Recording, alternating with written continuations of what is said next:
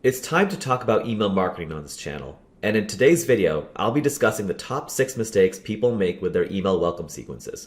Welcome sequences are perhaps the biggest money-making emails you can send as part of your business. So let's get right into it.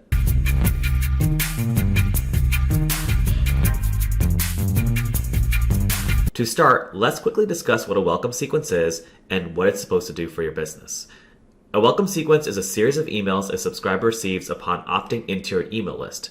For example, a viewer may come to your website, see a pop-up form, enter their email address in to get, let's say, a 10% discount code, and that's how a viewer ends up subscribing and opting into your email list.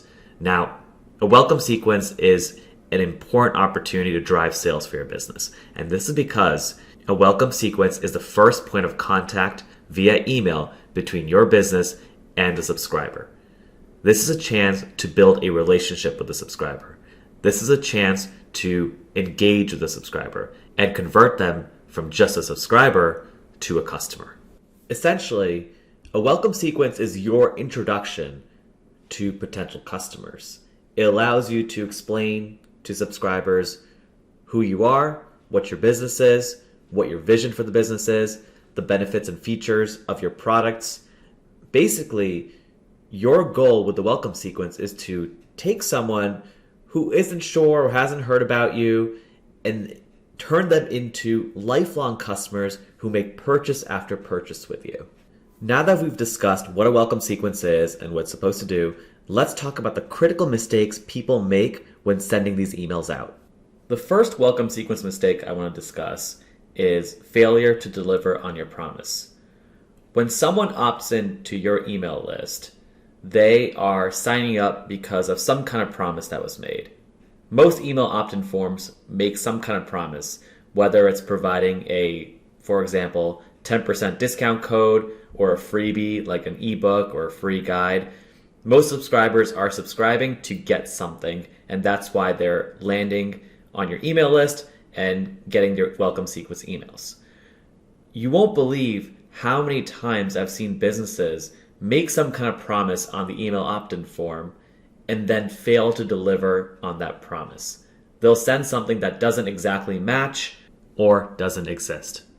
So make sure that when you send your first email out, it actually matches the promise you made to your subscribers.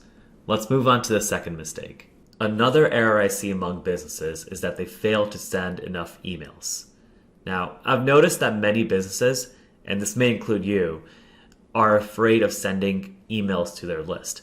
And this may be because they're afraid that people will unsubscribe, people will get annoyed, or even worse, their emails will get reported as spam. And so for that reason, they try not to send too many emails to their list, and they don't have a fully built out welcome sequence. A lot of times I've seen businesses only have 1 or 2 emails, maybe 2 or 3 emails in their welcome sequences, and then if you don't buy, you never hear from that business again. That's a huge mistake. I will tell you right now that you are missing out on a ton of sales by failing to send more emails as part of your welcome sequence. In general, the rule with emails is the more, the better. However, there is a bit of a nuance to that rule. It's important to establish a steady cadence of emails. So for example, if you send 1 email a day, starting from the beginning, your subscribers will be used to an email being sent every day.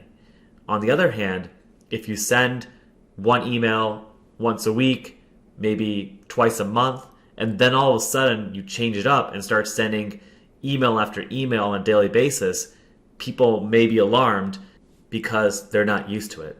So with your welcome sequence, make sure you're sending emails out in a consistent and predictable manner. So if you're sending emails on a daily basis, your customers or subscribers will be used to that.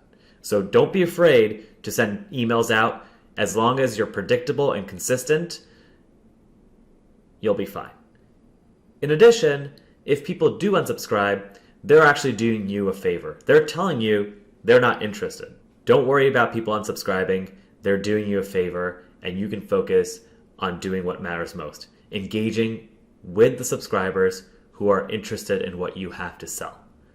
So remember, a welcome sequence is an opportunity to convert subscribers into customers by educating and nurturing. You can't educate, you can't nurture if you're not sending enough emails. If you fail to send enough emails, you will miss out on a lot of sales. So remember, the welcome sequence can and will drive the majority of your sales through email marketing. It's perhaps the most critical flow that exists when it comes to email marketing. Make sure you are sending enough emails out. In my experience, I've noticed that a typical 7 to 10 email sequence for the welcome sequence works best. So definitely give that a try. Let's move on to the next mistake. The third mistake is similar to what we just talked about. In this case, not only are you failing to send enough emails, you're not sending emails frequently enough. So again, lots of businesses are afraid of emailing too frequently because they don't want to upset their subscribers and have them unsubscribe. But don't worry about that, because the welcome sequence is your opportunity to establish the terms of the relationship. If you start off by emailing on a daily basis, your subscribers will be used to that. You are setting the terms of the relationship here. If they unsubscribe, well, guess what? We didn't want them anyway. You're going to focus on your loyal subscribers who are looking for emails from you on a daily basis. And not only that, if you're sending engaging, interesting emails that people want to read, people will click on a daily basis. They will read your emails. They will buy from you. So you don't have to worry about upsetting your subscribers. If you set the precedent early on that you are emailing on a daily basis, your subscribers will be fine with that. Okay? So again, send more frequently, and those who unsubscribe early on, well, guess what? They were never going to buy anything from you anyway. So I wouldn't worry about that. So just send more frequently, find a cadence that works for you, send frequently and send consistently, and you'll see a huge benefit in revenue. The fourth mistake is probably the most critical mistake a business can make with the welcome sequence: failing to establish a strong relationship with your subscribers. Remember, the welcome sequence is your opportunity to introduce yourself and your business to your potential customers. So build trust, create engagement, and this will drive sales. The bottom line is that subscribers, people in general, want to know who they're buying from and want to have an emotional connection to the brand. So spend some time in your first few emails of your welcome sequence to describe the story behind your business, who you are, why you create the business, what your vision is. People will really engage with that kind of content, that kind of storytelling. So add more of that kind of content to your emails in the welcome sequence. Don't just rely on discount codes and promotions, and your welcome sequence will be a lot more powerful that way. Next up is the fifth mistake, which is failing to sell, failing to make an offer. Many businesses, again, are very afraid of turning off their subscribers, so they fail to make a concrete offer to their subscribers. Don't beat around the bush. Make an offer. Make recommendations. Your offer, whatever you're selling, right? It's probably going to solve some kind of pain point the subscriber has, fulfill some kind of desire. So recommend your products to the subscribers based on their needs and desires. Suggest products that go well together, bundles, related products. Encourage subscribers to explore different product categories. And finally, make sure subscribers understand how to navigate all the product options that you offer and how to find the products best suited for them. If you can do this, you'll definitely see your sales rise. The final mistake I want to discuss today is the failure to use discounts and promotions appropriately. Many businesses, especially internationally recognized large brands, promote sales and discounts repeatedly, which cause subscribers to either ignore your emails completely, they become blind to those emails, or it devalues your brand completely so that subscribers only purchase when there's a sale going on or if there's some kind of discount code available. So be very careful in running sales and providing discounts all the time. Know when to sell and know when to nurture and build relationships. Your welcome sequence is an opportunity to nurture and build relationships. So using discount codes and promotions should be very carefully placed within your welcome sequence. For example, in your first email, as part of your welcome sequence, you provide a discount code. Then you spend the next few emails building that relationship with the subscriber.